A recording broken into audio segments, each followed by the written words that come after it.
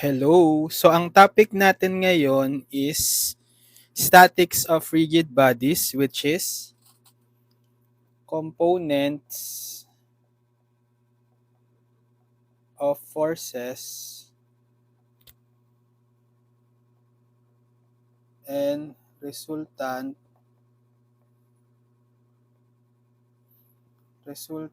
of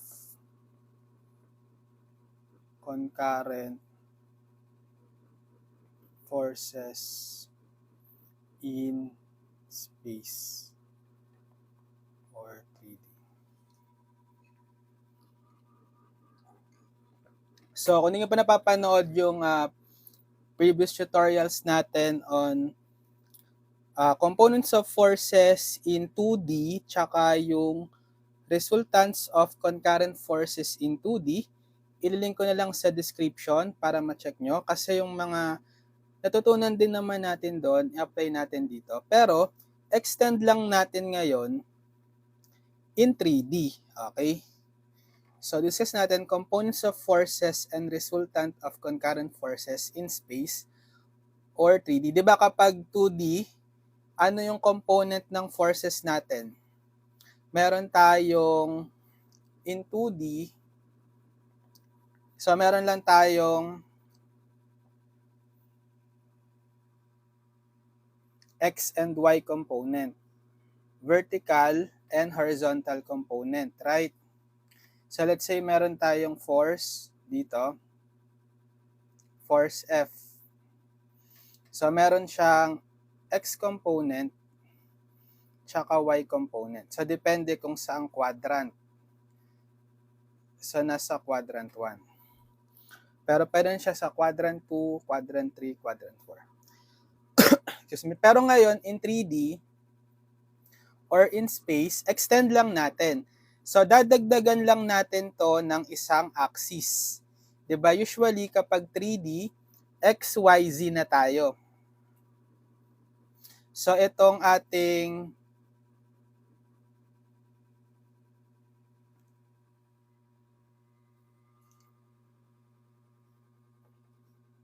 X and Y axis, dadagdagan natin ng isang axis.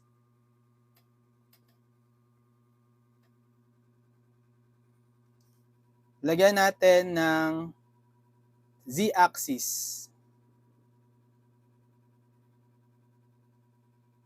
So, ito yung positive Y, positive X, and positive Z. Tapos yung origin, ito pa rin. So, pwede nyo i-extend to. Yan. Extend nyo to. Extend nyo yan.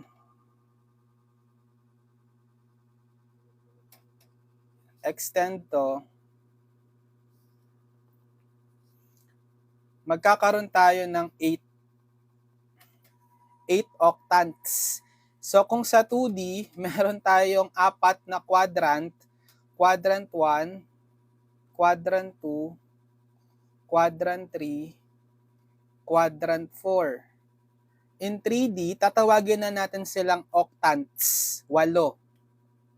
'Di ba? Dito yung positive pareho yung X, Y, Z, first octant. Okay? Tapos second, third, fourth, fifth, sixth, eighth. Yan. So halimbawa, meron tayong forces in 3D. Let's say, etong force na to. So meron tayong components na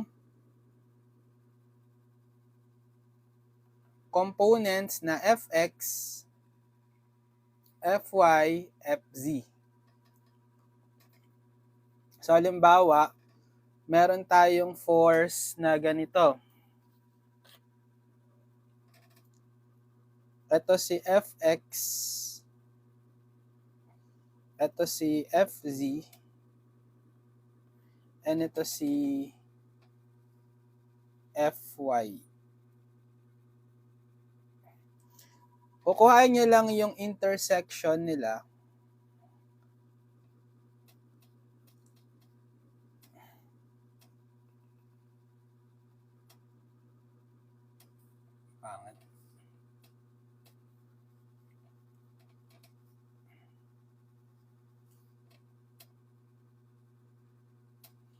Halimbawa yan.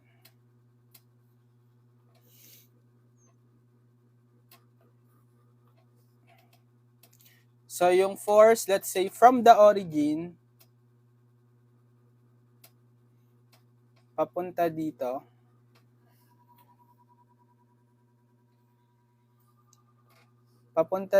sa intersection nung x component, z component, tsaka z component. Ito. Okay. Yan. So ito yung pinaka F. Yung pinaka magnitude nung F natin. Or yung pinaka force F. Nasa 3D na siya, di ba? Yung intersection nung kanyang Fx, Fy, tsaka Fz, nandito yung point na yon. I-connect mo from the origin to this point, magkakaroon ka ng vector F. Yan. So, meron na siyang tatlong components, pare-parehong positive. Positive Fx, positive Fy, tsaka positive Fz. Nasa first octant. Pero pwede yung magkaroon ng different combinations ng sign. So, depende kung ano yung sign ng component or kung saang siya, octant belong. 8 octants nga, di ba? Pero dito, yung force natin, yung force F, sasabihin natin, kapag positive z-axis, pwede nating sabihin forward.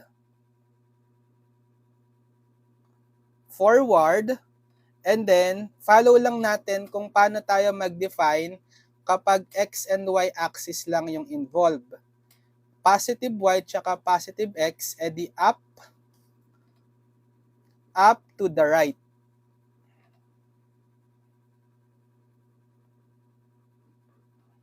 Okay. So, pwede natin i-define yung location nung ating forces in 3D by saying, let's say, forward, up to the right. Kapag pare-parehong positive yung mga x, y, z component niya. Pero pwede rin backward, kung gusto nyo. Let's say kung ang z component niya is nasa negative z axis, sasabihin naman natin backward, tapos sige, positive y and positive x component, backward, up to the right. Diba? Pwede rin. Paano kung nandito? Pwede namang forward, up to the left. Paano kung nandito?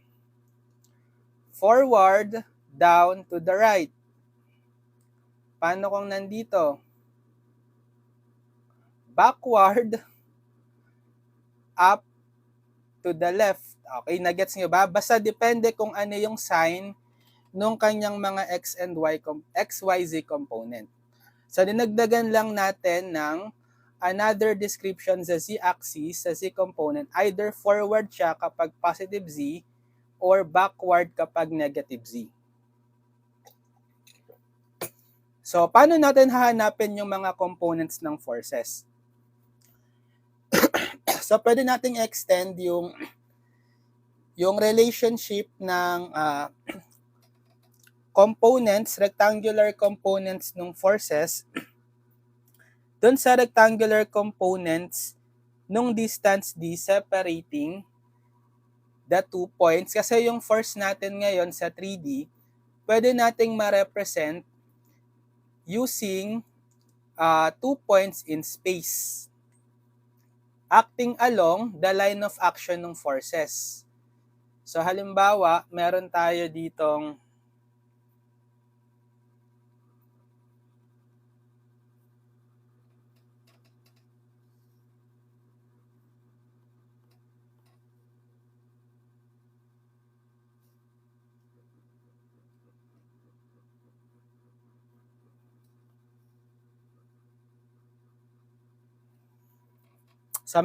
let's say force F. So Fx, tapos pumunta siya dito sa Fz, then tumaas siya tumaas siya ng Fy. So, bale yung pinaka-force starting from the origin to this point, okay? Ito si F, right? Tapos, kung meron tayong another point, okay, let's say nandito, so ang point natin na dalawa i-consider is yung origin plus another point with coordinate x, y, z. Okay, so bale this will be x unit,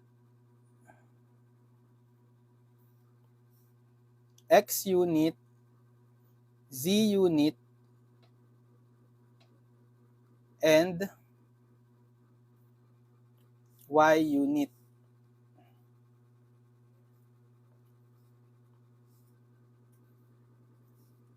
Pataas.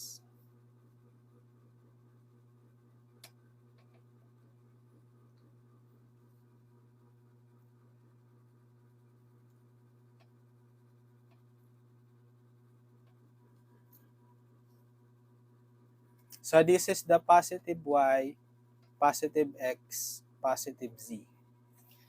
Yan. So makukuha natin yung component ng force F kapag given tayo ng 2 points na nasa within the line of action ng force. So ang ginamit ko is yung origin 0, 0, 0. Bale yung coordinate na natin dito is x, y, z kasi ano na tayo 3D na tayo. Papunta dito sa point na to, x, y, z. Okay? So kung yung magnitude ng force natin is F, ito, acting along the line of action, tapos kinonsider natin yung origin tsaka yung point D, pwede nating, yung point D na to with coordinate na x, y, z. So from origin to the point D, kung saan nag-act yung F, pwede nating ma-relate yung relationship ng mga x component to the nung mga rectangular components ng forces dito sa mga rectangular component ng distances between the 2 points. Bale, ang gagawin nyo, we will have the ratio F over the distance D. Ito yung pinaka-magnitude ng F. Tapos yung distance D, kukuhain nyo yung distance from the origin to the given point. Okay? Equal to yung mga components natin. So meron tayong tatlo, Fx, Fy, Fz. Right? Fx over the distance x equals Fy over the distance y equals Fz over the distance z. Makukuha nyo yung distance na to, isusubtract nyo lang, so depende kung ano yung direction ng force. Yung direction ng force natin is pa ganyan. Diba pa, yung arrow niya pa ganyan. Starting from the origin to this point, ang formula natin is kung ano yung destination point, coordinate, minus nyo sa origin point. Origin point which is the 0, 0, 0. Okay? Kaya naging x minus 0, x na lang, y minus 0, y na lang, then z minus 0, z na lang. Okay? Paano makukuha ngayon tong d? Diba given 2 points in space, pwede tayong gumamit ng distance formula, dalawang Pythagorean theorem, diba? Pero ang derived formula niyan is the square root ng x square plus y square plus z square. Okay? And then, yung pinaka-magnitude natin ng f, pwede rin natin i-apply yung formula na, di ba sa 2D, Pythagorean theorem. Yung f natin dito is the square root ng x square, ng fx square plus fy square. Extend lang din natin yung Pythagorean theorem dito sa 3D. So dadagdagan lang natin yung fx square plus fy square ng plus fz square. Okay, ayan. Actually, applicable din naman to sa 2D. Kapag sa 2D,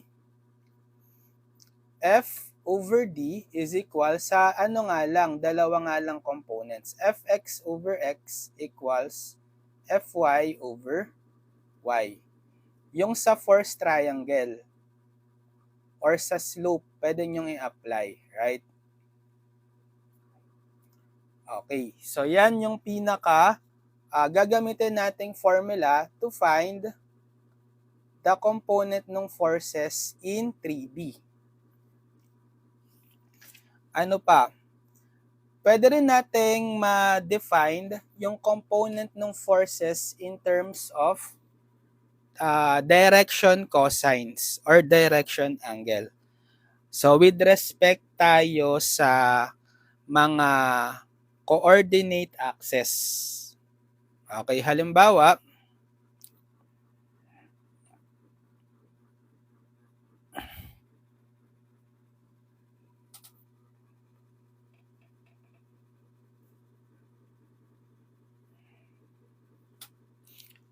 di ba yung ating 2D, meron tayong theta x saka meron tayong theta x or theta y. Okay, ganun din dito, meron din tayong theta x, theta y, theta z. Yun yung angle between the force and the coordinate axis respectively. Kung theta x, angle between the force and the x-axis, theta y, angle between the force and the y-axis, and theta z is the angle between the force and the z-axis. So pag dinrawing natin, for example, meron tayo ditong force, component. So fx tapos fz. Okay. Check natin, kuhain natin yung intersection.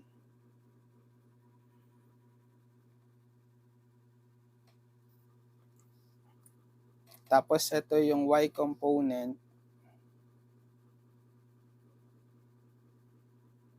Okay. Bale, ito yung pinaka force.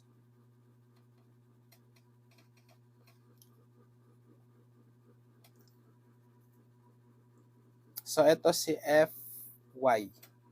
Ito yung pinaka F natin. So pwede tayong mag-create ng direction cosines or yung direction angle.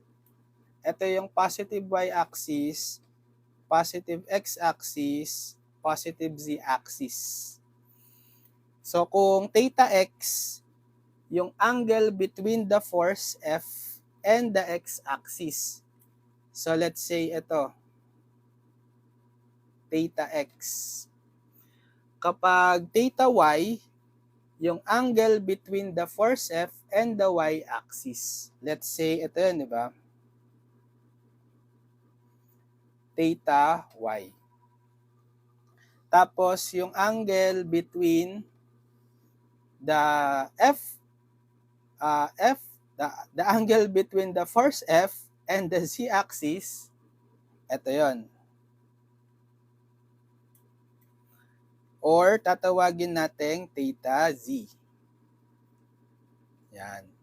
So ano yung relationship na pwede nating magamit? So pwede na nating sabihin na yung pinaka x component ng force Fx is given by the magnitude ng force F times cosine theta x. Tapos yung y component is equal to the magnitude ng force F times cosine theta y. And yung z component ng force F is the magnitude ng f times cosine theta z. Yan yung formula din natin. Tapos, ano yung relationship ng tatlong cosine theta na yan? Cosine theta x, cosine theta y, cosine theta z. Notice na kapag in-square natin to isa-isa, in-square nyo yan yung fx square, bali ma-square din to, f square cosine square theta x. Square nyo to, bali magiging fy square equals f square cosine square theta y. Tsaka itong last, yung fz, square nyo both sides. Fc square is equal to f square cosine square theta z. Tapos i-add natin. I-add natin lahat yan, both sides. Ano mangyayari? Fx square plus fy square plus fc square is equal to f square cosine square theta x plus f square cosine square theta y plus f square cosine square theta z. So, pwede nyong i-factor out dito si f square. Bale, f square times cosine square theta x plus cosine square theta y plus cosine square theta z equals fx square plus fy square plus fz square. Pero kanina alam natin na yung square nito, square ng f is equal to fx square plus fy square plus fc square. Pag in-square natin to both sides, right? Bale, f square, tapos maka-cancel ng square root, equal na lang siya dito. Ipa-plug in nyo ngayon dito, di ba yung fx square plus fy square plus fc square is equal na sa f square. So, f square is equal to f square times quantity cosine squared theta x plus cosine squared theta y plus cosine squared theta z. So, pwede nyo itong i-divide both sides by f square. So, f square divided by f square, 1. Okay? Tapos cancel to. Ibig sabihin, yung sum ng squares nung direction cosines is equal pala sa 1. Okay? Cosine squared theta x plus cosine squared theta y plus cosine squared theta z is equal to 1. So, ito yung relationship ng tatlong direction cosines. So, ibig sabihin, kung meron kang dalawang given na theta x, na theta, either theta x or theta y, pwede mong ma-solve yung isang theta using the relationship given any two. Okay? Tapos, pwede rin natin i-relate as a ratio yung pinaka-magnitude ng force, F. So, since yung sum ng squares nitong cosine squared theta x, cosine squared theta y plus cosine squared theta z is equal to 1, pwede tayong magkaroon ng ratio na F over 1 is equal to fx over cosine theta x equals to fy over cosine theta y equals to fz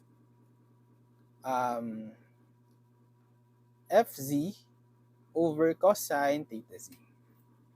Kaya pwede nyo gamitin na yung pinaka-cosine theta, yung pinaka-x component, for example, dito sa part na to, cross-multiply nyo si cosine theta x. Fx is equal to f cosine theta x. Ganun din dito, fy is f times cosine theta y, and fc is equal to f times cosine theta z. Ayun. So, yun yung mahalagang formula natin dito. Ito, tandaan nyo to, given the direction, so direction cosine to. Yung cosine theta x, cosine theta y, cosine theta z. Kapag yung mismong theta x, theta y, theta z, yun yung direction angle. Okay, kapag direction cosine, cosine theta x, cosine theta y, cosine theta z.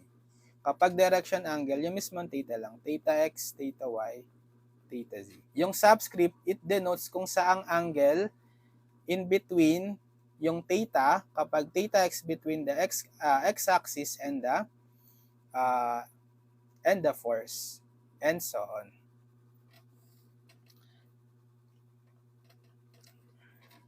Okay, pwede rin natin ngayon i-extend.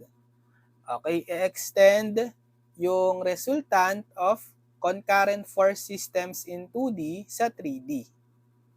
Okay, kapag meron tayong forces in 3D na concurrent, bale, yung resultant nun, so summation ng forces along x, that will be the x component ng resultant.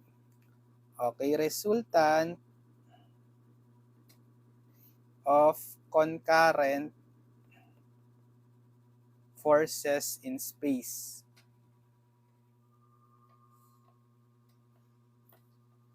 So, sasama mo lang yung mga x component, that will be the x component ng resultant. Sum up mo lang yung y components ng mga forces in space, that will be the y component of the resultant. And sum up mo lang yung mga z component ng forces in space, that will be the z component of the resultant.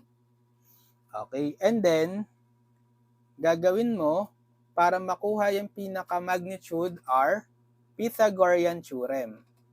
So, extend mo lang sa z. Diba kapag 2D, yung resultant is the square root ng rx square plus ry square lang. Pero dahil 3D na tayo, lalagyan mo lang ng plus rz squared. Okay. Tapos, pwede mong kuhaan yung mga direction cosine. So, theta x is equal to what?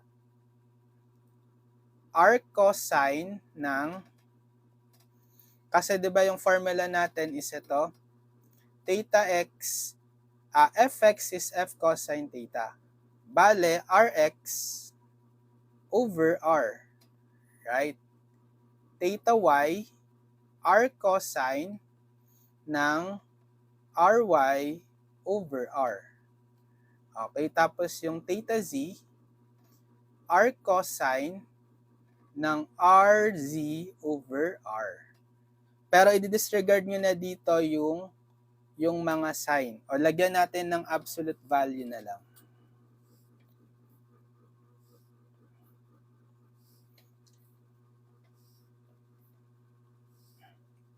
Para laging acute angle yung makukuha natin.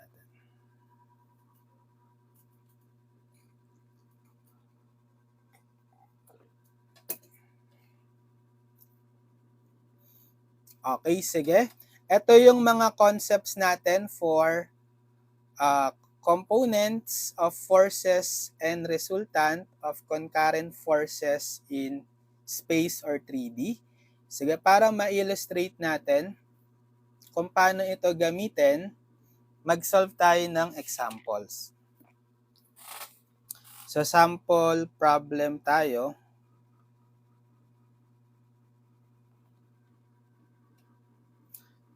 Determine the components of a force F equals 300 pound whose line of action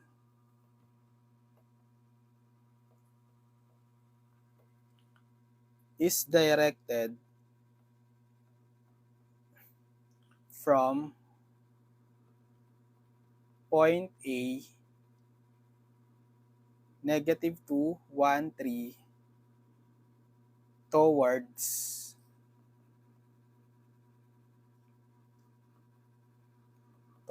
point B with coordinate 3, 5, negative 3.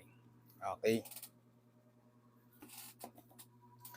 Determine the components of a force F equals 300 pound whose line of action is directed from point A, coordinate negative 2, 1, 3, toward point B with coordinate 3, 5, negative 3. So tandaan nyo, yung direction dito mahalaga. Pag sinabing directed from point A, yun yung origin point, right? Yan siya magmumula. So let's say ito si A, negative 2, 1, 3. Papunta, let's say not drawn into scale point B, 3, 5, negative 3. Balang magiging direction mo ng force, so pag ganito, pag ganyan.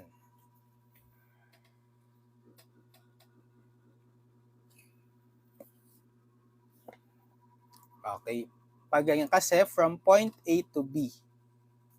So paano hahanapin yung component? 'Di ba yung formula natin is meron tayong magnitude F. Ano yung magnitude ng F?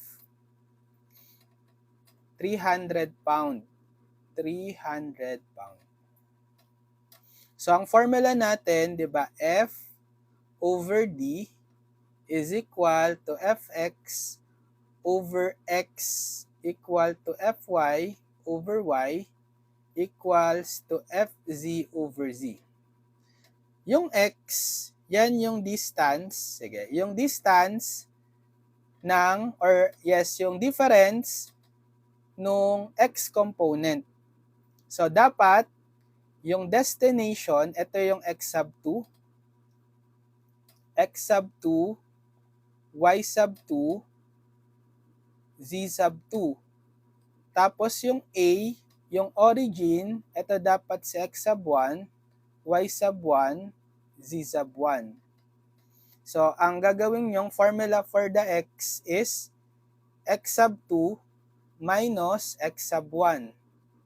Tapos kay Y, Y sub 2 minus Y sub 1.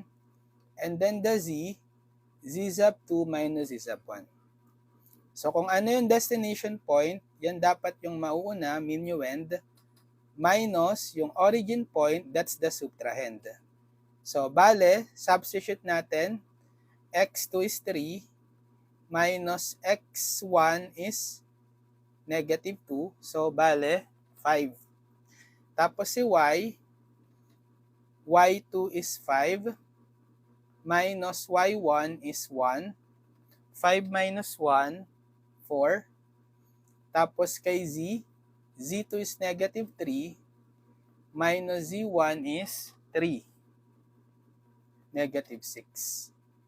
Tapos makukuha natin yung d, meron na tayong xyz, 5, 4, negative 6. Pythagorean, di ba d is square root ng x square plus y square plus z square.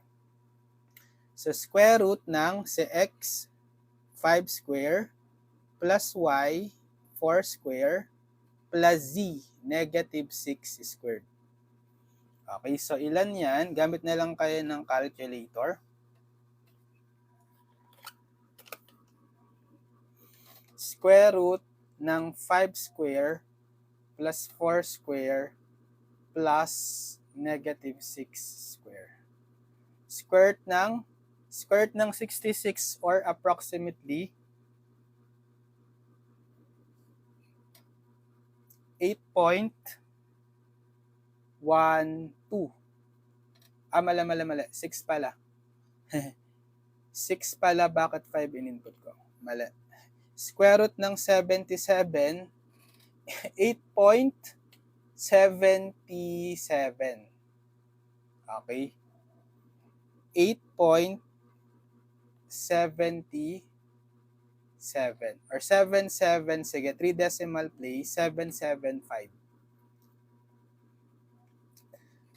So, meron ka ng D, pwede mo nang i-plug in dito sa pinaka-equation. Given naman yung magnitude natin ng F, right?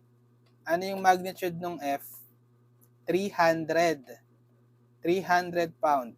So, 300 over 8.775 equals, so hanapin si Fx, ano si X? 5. Equals Fy, ano si Y? Positive 4. equals to FC, ano si Z? Negative 6. Okay, bale, pwede rin natin tong sabihin yung ratio ng F over D. Okay, pwede natin yung tawagin as the force multiplier. Fm. Sabi natin F sub M. F sub M is the force multiplier. Yung ratio ng force and the distance. So ano siya?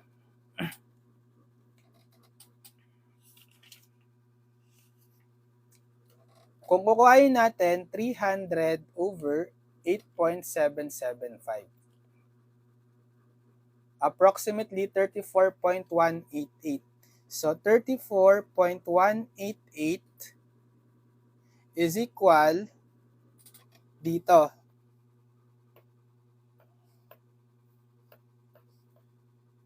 Yan.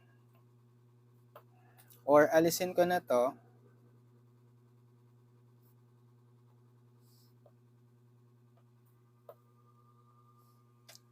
Bale, makukuha niya yung pinaka-fx equal to the x. Bale, 5 to, no? Sige, 5. Ito pala dapat kinapit ko. 5, 4, negative 6. Pag kinuha niyo yung one equation at a time, ito, fx is 5 times 34.188. Okay, 34.188 times 5. So, ilan siya? Approximately 170.94. 170.94 pound. Tapos si Fy, ito naman, gamitin nyo. So, yung force multiplier, cross-multiply nyo si 4. 4 times 34.188. So, ta-times ko na lang to ng 4. Okay, 136.752.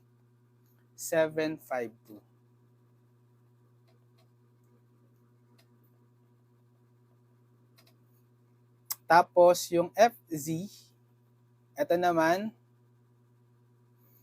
so cross-multiply si negative 6.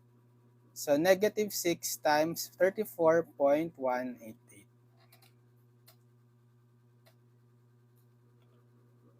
Okay, negative 205.128. Negative 205.128. Yan. So, nakuha natin yung mga component.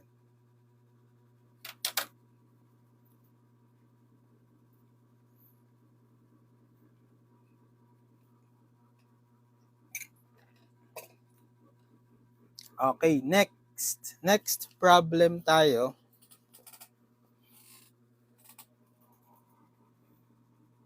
Paano kapag finding ng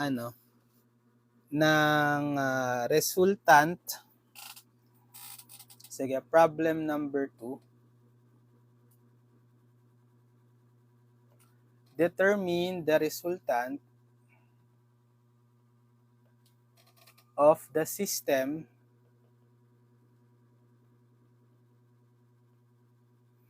of concurrent forces having the following magnitude.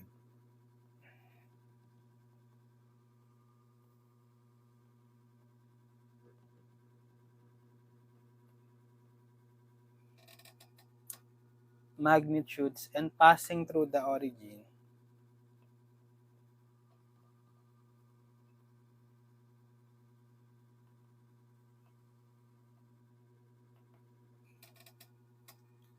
And indicated points.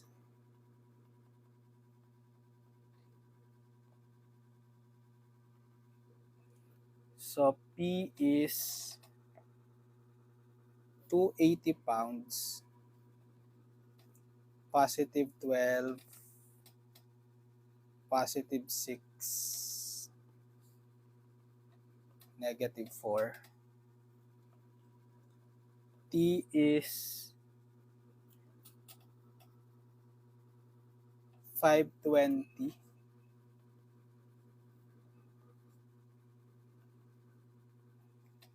negative 3, negative 4, positive 12.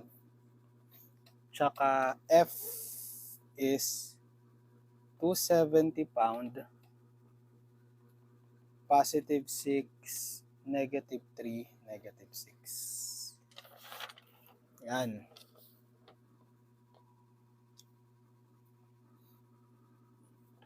Determine the result, kung ano na tayo, resultant na tayo ng concurrent force systems in space.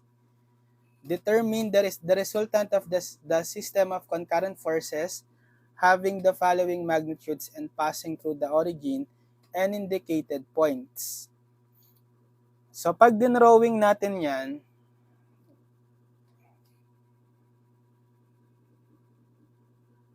drawing kayo ng XYZ,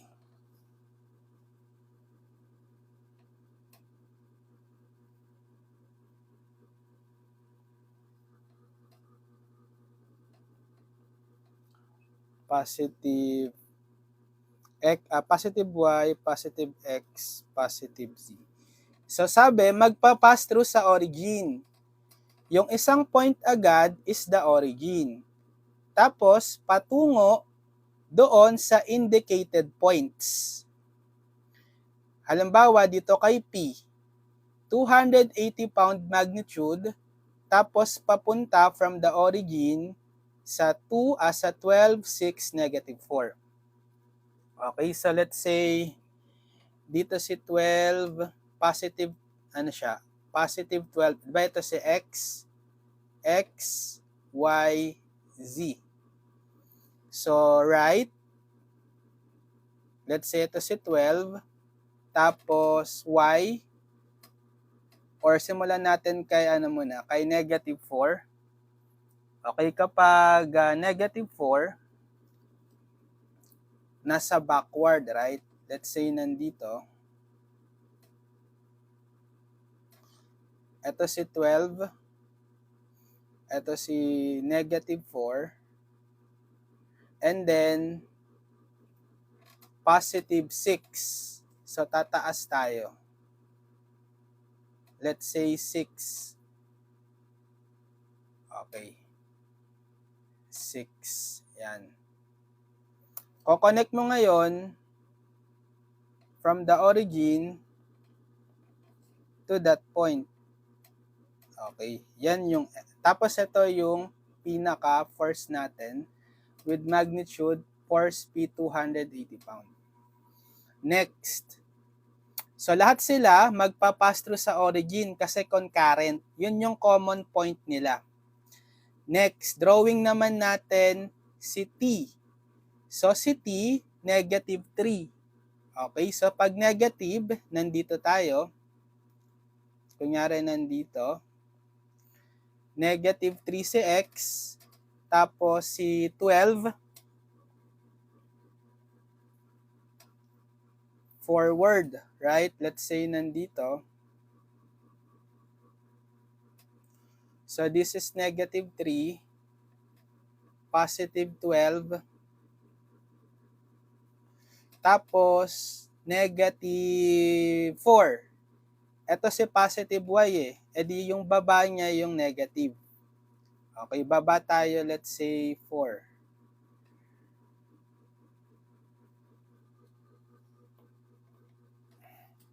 4 units. Yan. Ito si negative 4. So, i-connect mo ngayon from the origin to this point. Okay, ito si F, si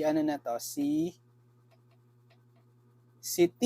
Okay, yung magnitude niya is ilan? 520 pound. Next, si F. Si F naman, positive 6, so kalahati nito, approximately nandito.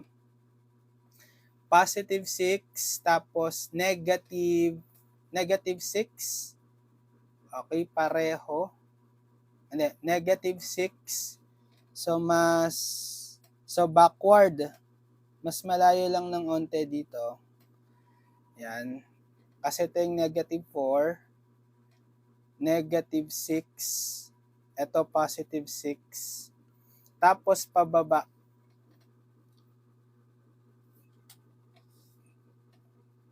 Urang natin. Pababa ng 3 units kasi negative.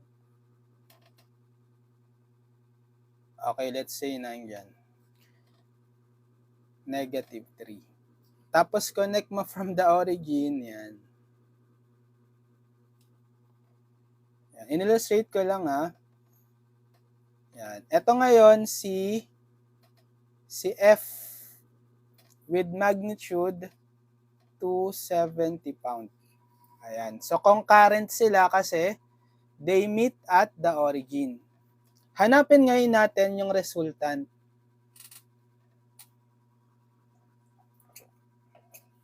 Yung resultant niyan. Kung gusto nyo gumawa kayo ng table, gawa tayo ng table.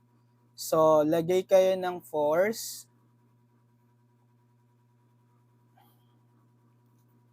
Tapos, yung components ng distance of distance D. So, meron tayong X, Y, Z, di ba? X, Y, Z.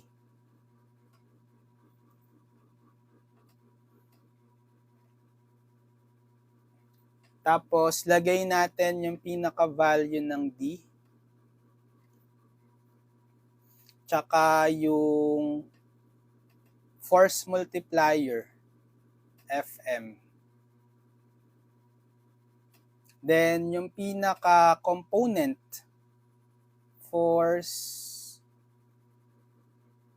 components. Ano yun? Meron tayong tatlo rin. X, Y, Z component, right? Yan.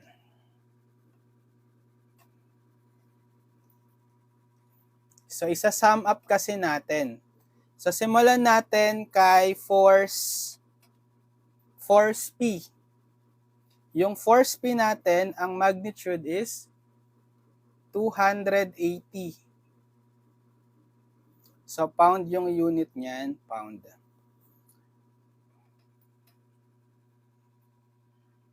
Tapos, yung D natin, sige, kung starting tayo sa origin, palagi, papunta dun sa point, ano yung point natin dito? Bale, this is, sige, dito na lang tayo mag-refer. Positive 12, positive 6, negative 4. Diba, yung original position natin is the origin, destination point is ito, yung 12, 6, negative 4. Automatic, dahil lagi mong ima-minus yung coordinates na to sa 0, yan na rin yung pinaka XYZ. Kasi ima-minus mo lang siya sa origin right? So kaya, ilalagay mo agad automatic positive 12, positive 6, tsaka negative 4 kay XYZ. Okay, 12, positive 12, positive 6, tsaka negative 4. Kasi nga yung origin mo is laging 0. Ibang case, kapag hindi 0 yung origin mo, talagang ima-minus mo yon yung x2 minus x1, y2 minus y1, z2 minus z1. Yung parang ginawa natin dito. Dito kasi magkaiba yung origin. Magkaiba yung, hindi origin yung A, hindi 0, 0, 0, right? Kaya kailangan i-minus nyo talaga.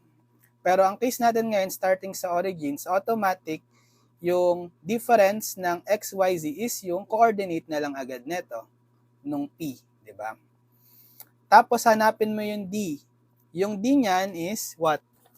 Pythagorean.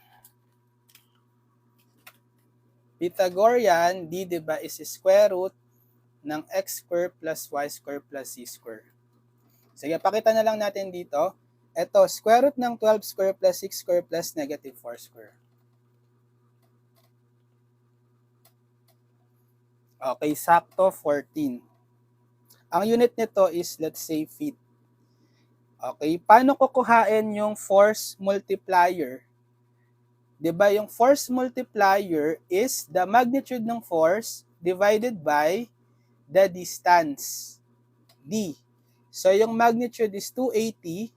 Divide mo sa nakuhang D natin na 14, yun na yung force multiplier. 280 divided by 14. 20, sakto. So, paano mo ngayon kukuhain yung x, y, z? E di i-multiply mo na lang sa force multiplier yung bawat component using yung formula na force multiplier is equal to fx over x equals to fy over y equals to fz over z.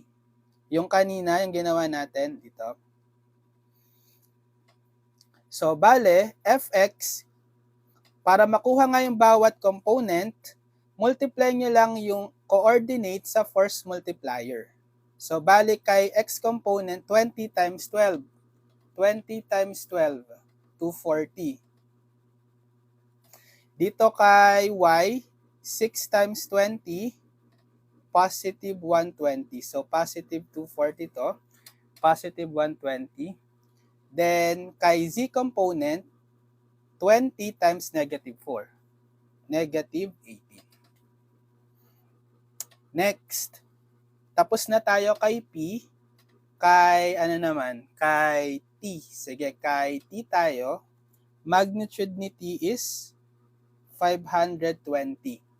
So, automatic, yung distance xyz, dahil manggagaling siya sa origin, kung ano yung destination point nitong t, given by negative 3, negative 4, positive 12. So, yun agad ilalagay natin dito, negative 3, negative 4, positive 12. Hanapin nyo yung d, Pythagorean uli, direkta na natin na square root ng negative 3 square plus negative 4 square plus positive 12 square. Sakto, 13. Paano hanapin yung first multiplier ni t? Yung kanyang magnitude, this time 520, divided by the distance d, 13. So, 520 over 13. Okay, 40. So, para makuha mo na yung xyz component, multiply mo na lang yung 40 sa bawat xyz. So, sa negative 3 times 40, negative 120. Negative 4 times 40, negative 160. Positive 12 times 40, ilan yan? 480. Positive 480. Okay, next. Last na si force F. So, si force F ay 270. So, 270 si force F. Ano yung XYZ niya? Kung ano yung destination point, plus 6 minus 3, negative 6. Kasi nga yung origin ay yung initial point is the origin. So, positive 6, negative 3, negative 6. So, kuhain mo si D, Pythagorean, square root ng 6 square plus negative 3 square plus negative 6 square. Sakto, 9.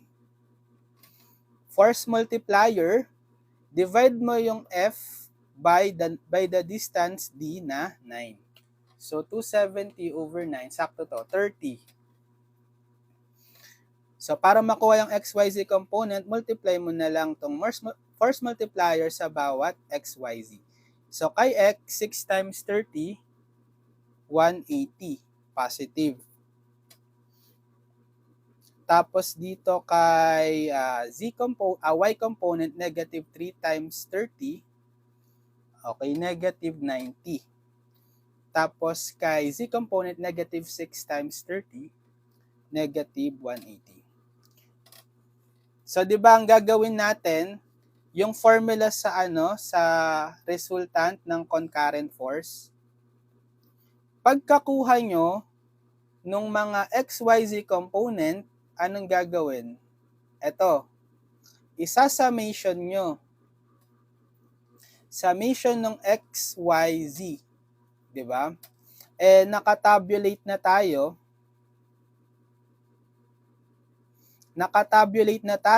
Kaya ito total mo na lang yan. Right? So, lagay ka dito ng total. Ito yung total. So, ilan to? 240. 240 minus 120 plus 180. Okay, 300. Positive 300. Kay Y, 120 minus 160 minus 90. Negative 130. Kay Z, negative 80 plus 480 minus 180. 220. So, therefore, yung ating summation of Fx, or that's the Rx, is positive 300 pound. Tapos, yung summation ng Fy is, that's the Ry, negative 130 pound. Summation of Fz, which is the Rz, equal to positive 220 pound. So, pinaka-resultant ang hahanapin natin, di ba? R is just the square root ng Rx square plus Ry square plus Rz square. So, square root ng Rx, 300 square, Ry, negative 130 square, plus Rz, 220 square. Input sa calculus. Square root ng 300 square plus negative 130 square plus 220 square. Okay, 394.08.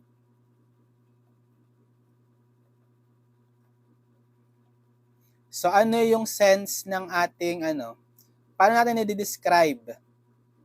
So, yung Z component niya, Z component is positive. So, ibig sabihin, forward. Tapos, yung Y component negative. Down. Forward, down. Yung X component positive. To the right. Okay. So, ito yung description ng resultant. 394.08 pound, forward, down, to the right. Okay. Kung gusto nyo, kuhain nyo yung mga theta X, yung direction angle. Paano? Diba yung ating formula for theta X is arc cosine ng absolute value ng Rx over R. So, arc cosine, ano si Rx? 300. 300 divided by R, ito yung 394.08. So, arc cosine natin, naka-degree tayo. Absolute value ng 300 over 394.08. 40.42. 40.42 degree. Si theta y, r cosine ng absolute value ng ry over r, which is r cosine ng ano si ry, negative 130, divided by same yung value ng r, 394.08. So, papalitan ko na lang tong numerator neto ng negative 130. Okay, 70.74.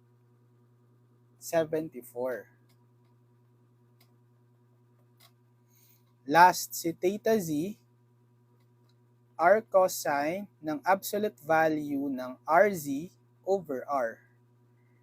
So, r cosine, ano si rz?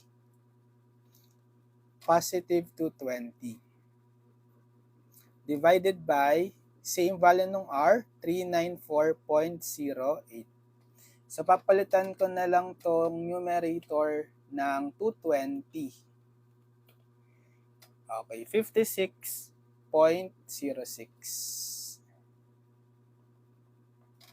Ito yung mga direction angle. Okay, pag pinat nyo tong resultant, angle between the resultant and the x-axis is 40.42 degree, yun yung theta x. Angle between the resultant and the y-axis, yung theta y, 70.74.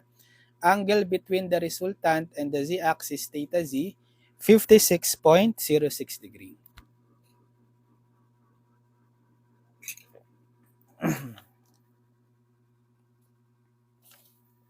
Okay, sige, next. Problem number 3. So, pareho lang siya, pero babaguhin natin yung mga given.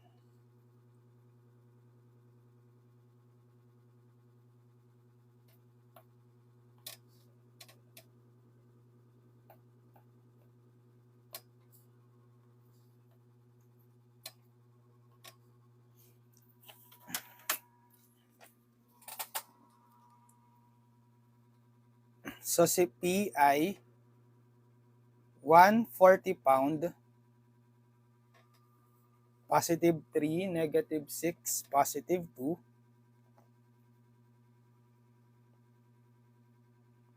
Tapos si T, 260 pound, negative 12, positive 4, negative 3. Tapos si F, 90 pound, positive 3, positive 6, negative 6. Yan. So, wag ko nang i-plot. Direkta na tayo dun sa table. I-table na natin. Sige, copy ko to. Yung ginawa nating table, etong portion lang na to.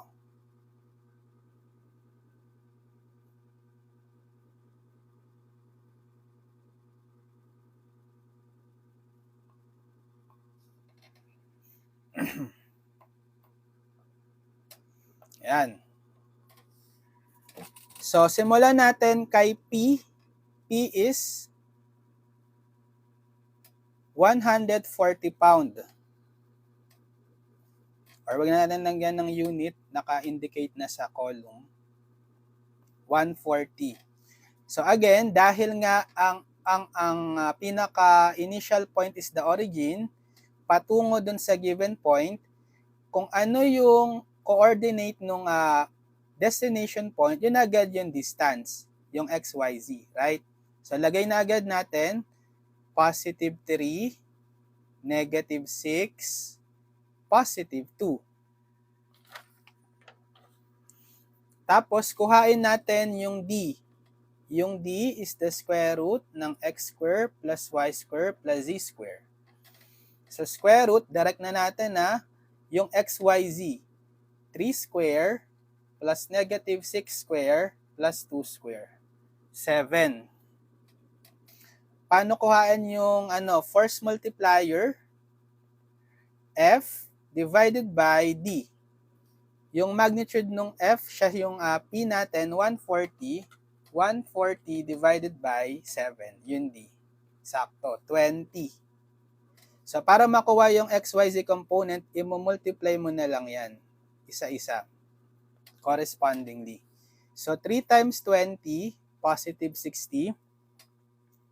Negative 6 times 20, negative 120. Positive 60 times 2, positive 20 times 2, 40. Next, kay naman, kay T. So, si T ay 260.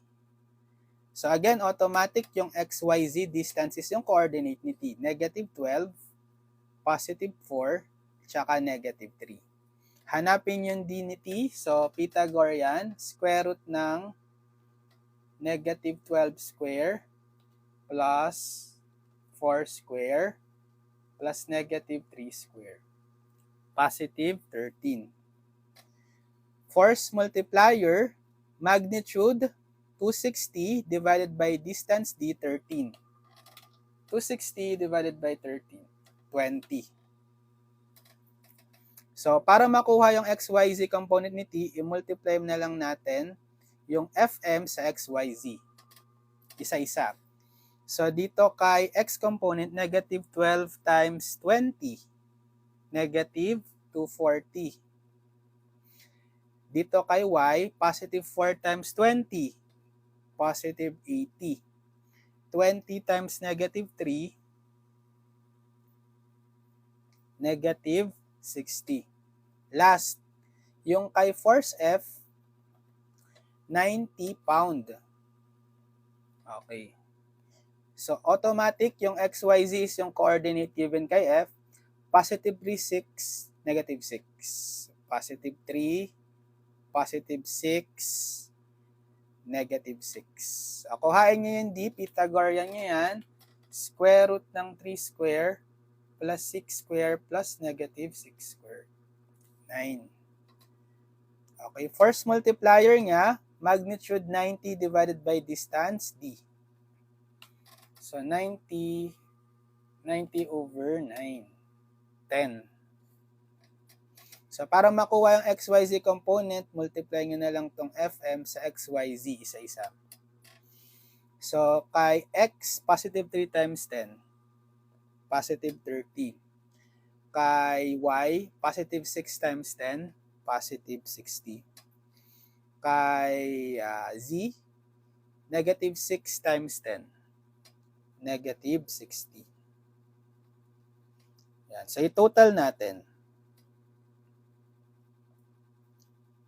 Total. So, sa X natin, we have 60 minus 240 plus 30. Okay, negative 150. Kay Y, negative 120 plus 80 plus 60. 20, positive. Tapos kay Z, 40 minus 60 minus 60. Negative 80. So, ito yung ating summation of Fx or the Rx, negative 150 pound. Tapos yung summation nung Fy or the Y component ng resultant Ry, positive 20 pound. Yung summation nung force sa Z, that's the Rz, or equal siya sa negative 80 pound. So, kukuhain pa natin yung pinaka-resultant, square root ng Rx square plus Ry square, Rz square. Substitute. So, negative 150 square, Rx, plus 20 square, plus negative 80 square. So, square root ng negative 150 square, plus 20 square, plus negative 80 square. Okay, approximately 171.17.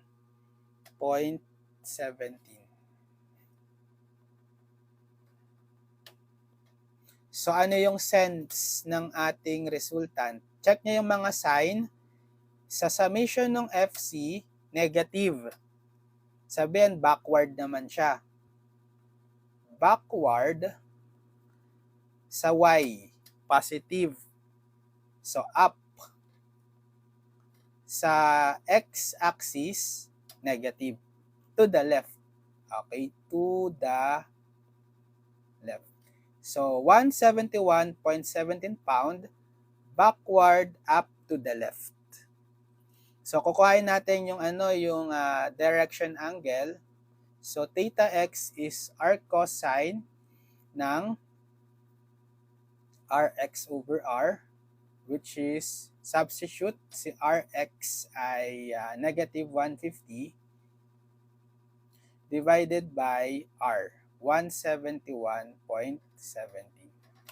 So, R cos, absolute value ng negative 150 divided by 171.70. Okay. 28. 28.8.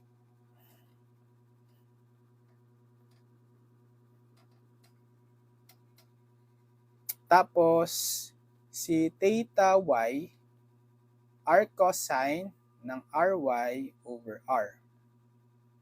R cosine, ano si Ry? Positive 120.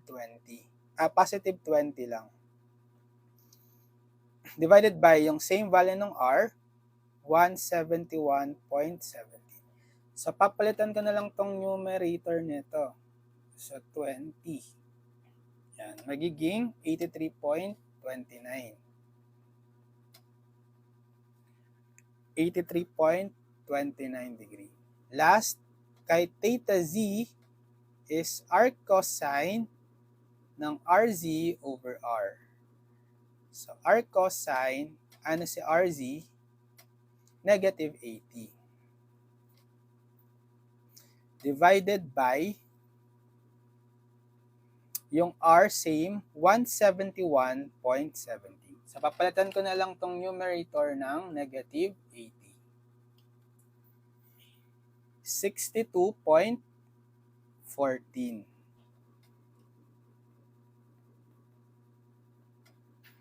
So, ito yung mga sagot natin. Theta Y, theta Z, theta Y, theta X, tsaka yung pinaka-resultant.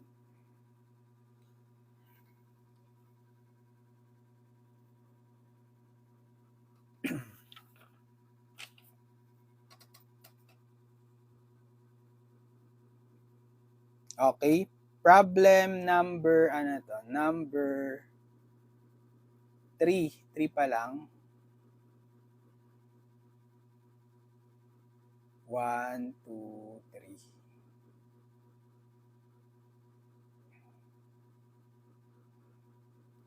Sige, problem number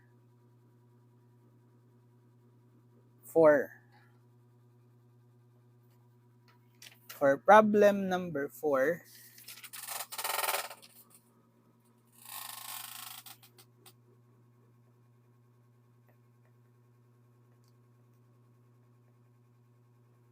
find the resultant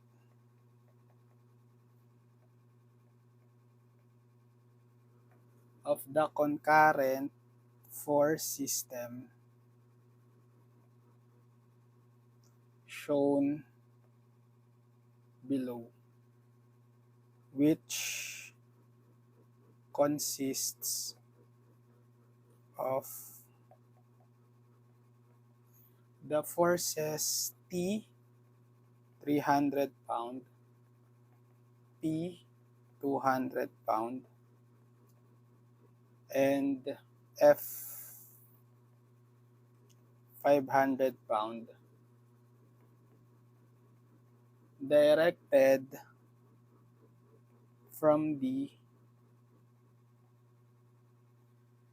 toward A, B, C, respectively.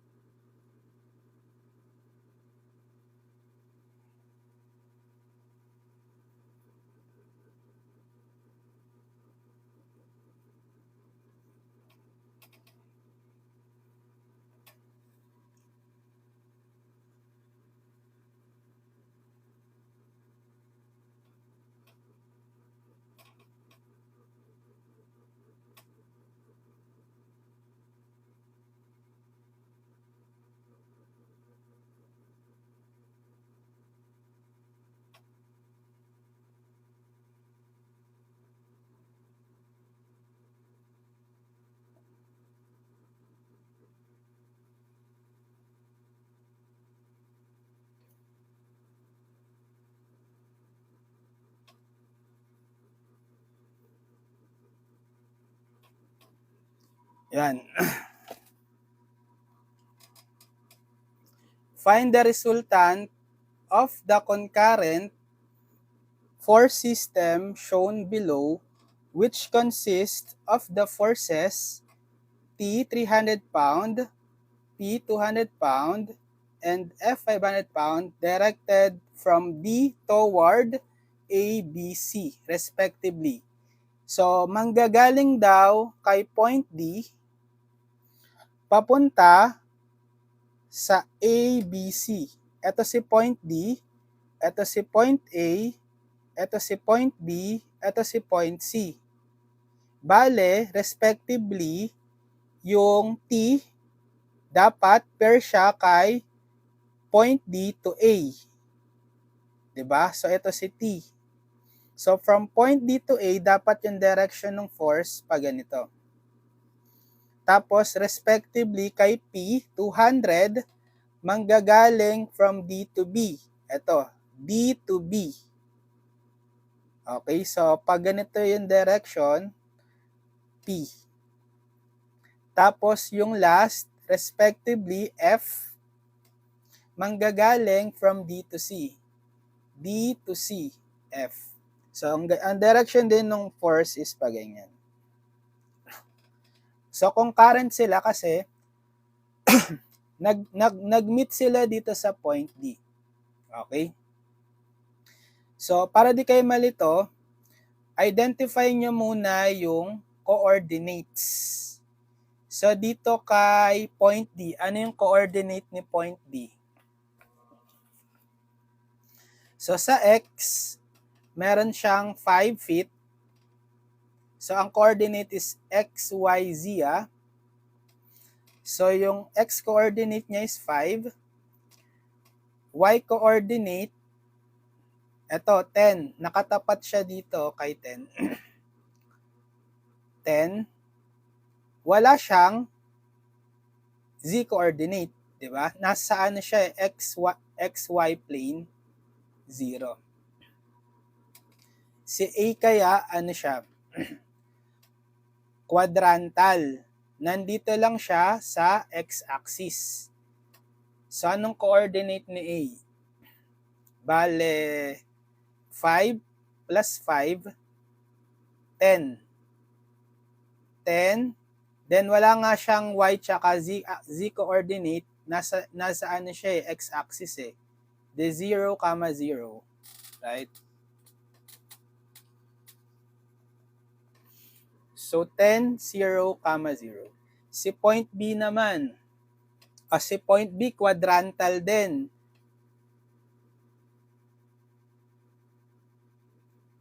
Or nasa ano siya, naglalay siya, hindi quadrantal, naglalay siya dito sa z-axis. Right? Bale, ang meron lang siyang coordinate is yung z. So, 0 siya sa x, 0 siya sa y. Ano yung z coordinate? Nasa negative z-axis, 3 feet. Negative 3. Right? Ito namang si C. Anong coordinate? So, wala siyang x coordinate 0 kasi nandito siya sa YZ plane, right? So, 0 si x, tapos yung y coordinate niya, given, tumaas siya ng 2. 2, tapos yung z, 4 units. Okay. So, yung magnitude nitong T, lagay natin. Ano yung magnitude ng T? 300. 300 pound. Yung P, 200. Tapos si F, 500.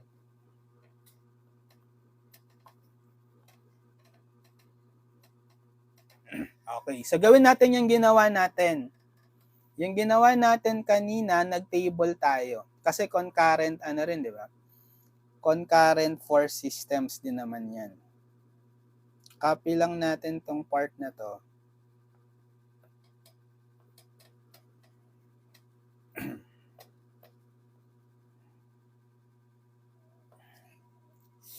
Okay, so simulan natin kay anong force? TP or F? Simulan natin kay T. So si T, force T, ilan? 300. So ngayon, yung XYZ distance, hindi na siya basta-basta same lang dun sa first examples natin. Na kung ano yung direction, ano yung destination point, yun na ilalagay mo hindi. Kasi hindi na origin yung yung original, yung initial point. Meron ng coordinate specifically si D. D lagi yung origin nila, right? Nung force T, B, tsaka P, tsaka F. Bale, ito lagi yung inyong x1. Ito si x1, y1, z1.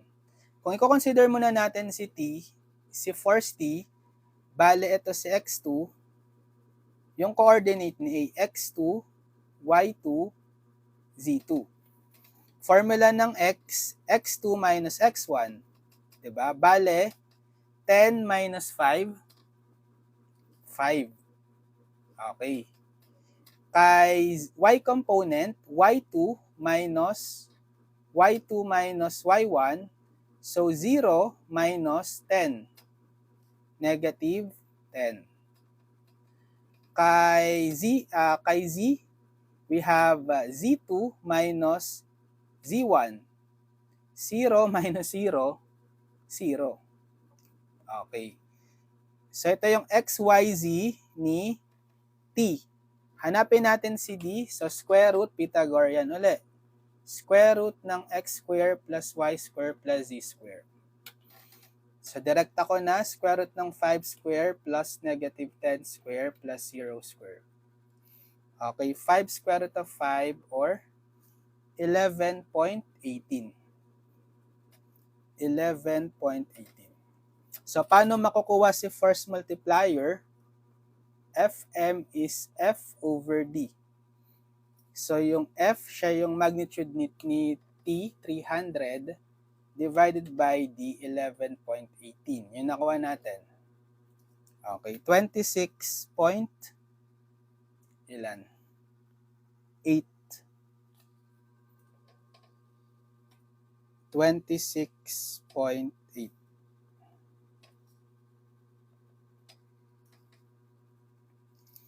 So, para makuha na yung XYZ niyan, i-multiply mo na lang yan isa-isa.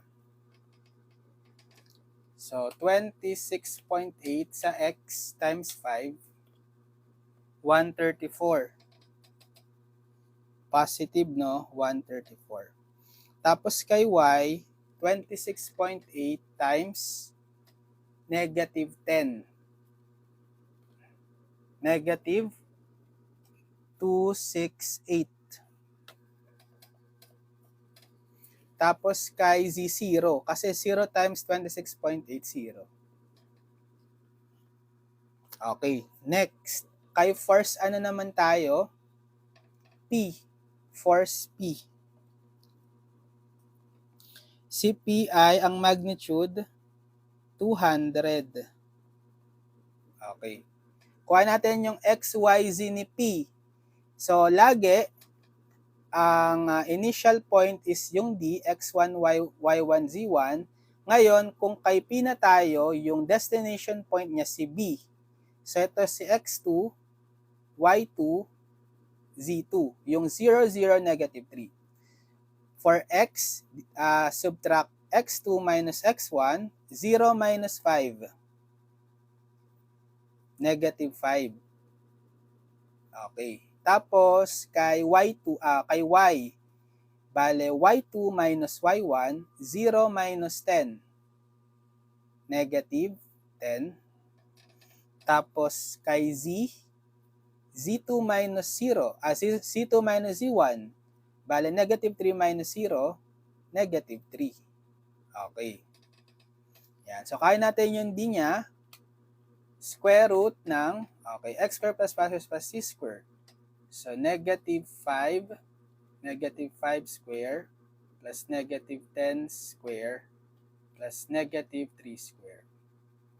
Okay, square root of 34 or approximately 11.5 11.58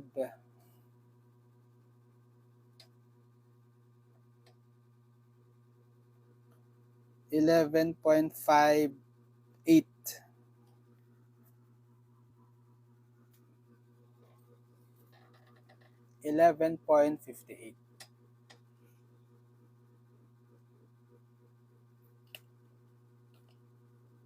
Okay. Tapos, kuhain natin yung kanyang FM.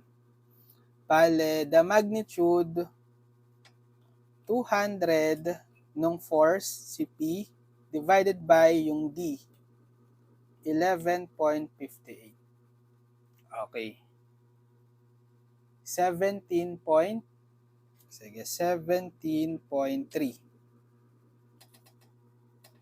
So, para makuha yung XYZ component, multiply nyo na lang to, isa-isa. So, kay X, so 17.3 times negative 5. Ilan yan? Negative 86.5.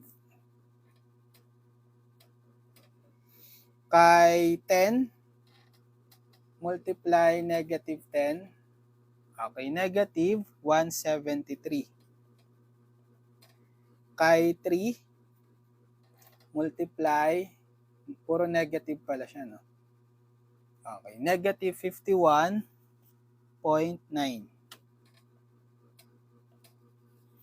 Okay, last, yung kay force, ano na tayo?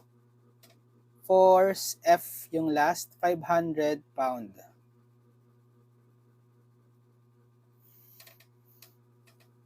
So, papunta, mula kay D, papunta kay C.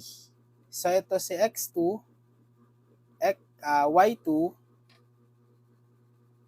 Z2.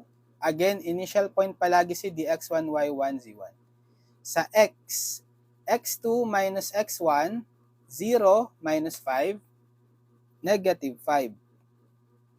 Sa Y, Y2 minus Y1, 2 minus 10, negative 8. Kay Z, Z2 minus Z1, 4 minus 0, 4. Yan. So, kuhain natin yung D, negative 5, negative 8, 4, Pythagorean, tapos square root ng negative 5 square plus negative 8 square plus 4 square.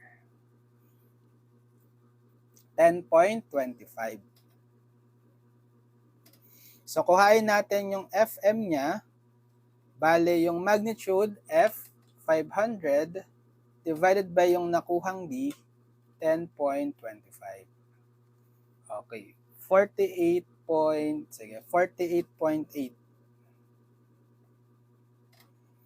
So, para makuha yung XYZ, i-ano na lang natin, i-multiply itong FM sa bawat XYZ component isa-isa. So, 48.8 kay X component times natin sa negative 5, negative 244. Kay Y component times natin kay negative 8, si 48.8. Yan. Negative 390.4.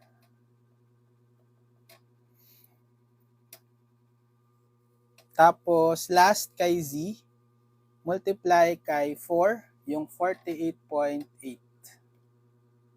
195.2.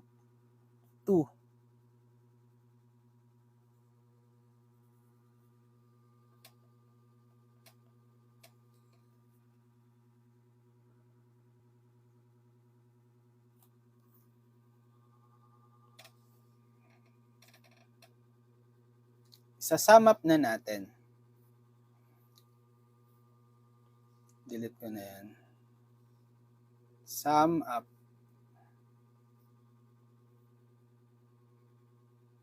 Total.